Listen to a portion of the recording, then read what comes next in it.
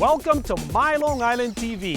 From Manhasset to Montauk, we have traveled our communities to bring you the following events. I'm your host, Waldo Cabrera. My Long Island TV starts now.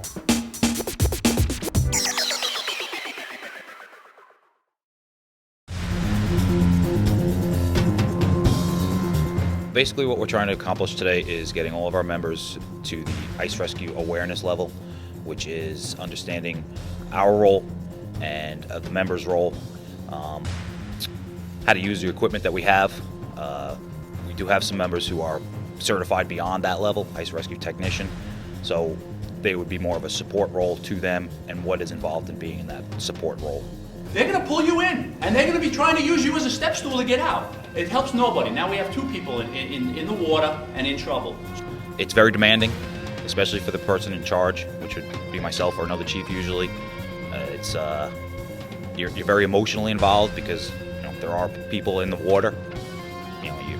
You're also very concerned about your own members' safety.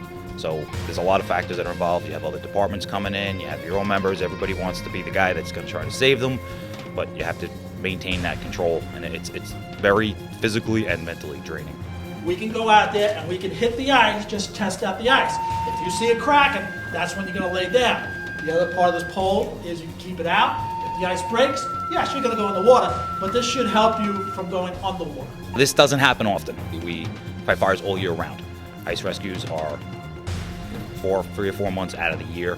We're limited with the ice rescue training, so we have to get it in when we can. We're going to slip the board out to this guy. Push it out. This way he can grab that. If he's panicking, he can panic all he wants on his board.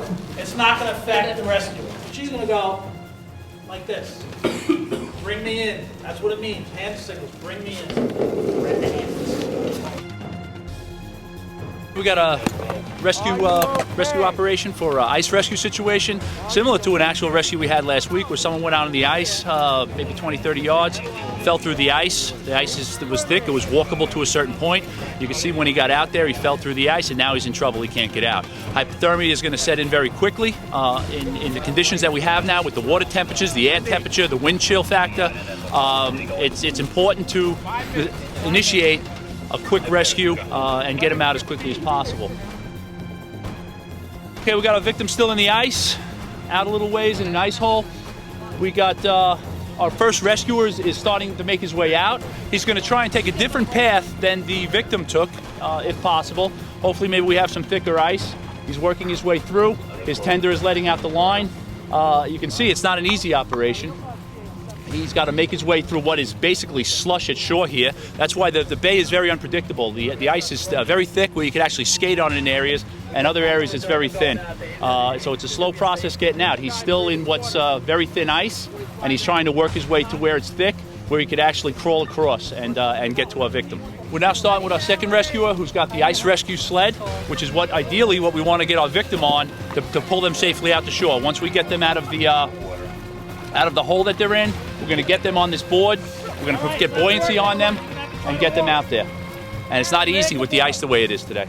Very thin here at shore. As the rescuer was approaching our victim, they're going to do a little psychological first aid. If they can help themselves, if they're conscious and alert, we're going to try and get them to help themselves to pull them out of the ice. We have an ice rescue pole possibly. We're going to try and get them to pull themselves out of the ice hole. If that's not the case, if they're unconscious or unable to help themselves, hypothermia is setting in, the rescuer is going to have to do it all. It makes it that much more difficult. Right now, what he's attempting to do is get the sling, the buoyancy sling, around the victim, and then at that point, he's going to get them up onto the ice rescue sled. Once they're on the ice rescue sled, he's going to jump on with them. He's going to give the signal to his tender here on shore, and we're going to pull them back into shore safely.